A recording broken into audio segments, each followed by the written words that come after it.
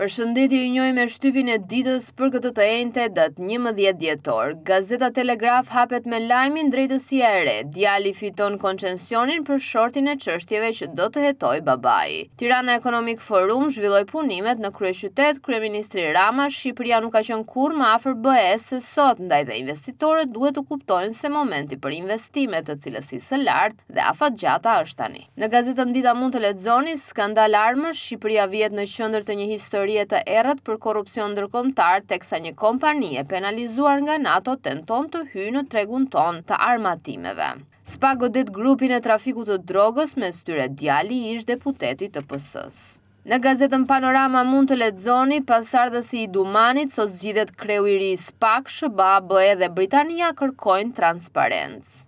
Goditja e grupit kriminal Raja si bëj transporti i drogës. Në Panorama Sport mund të lexoni Lika mëkat i madh nëse Vllaznia nuk fiton titullin. Silvinjo, Shqipëria është si Italia, ka edhe futboll. Xhafa, Dinamo për kampione, su dorëzua asnjëherë. City trondit Realin, shkëlqen Arsenali.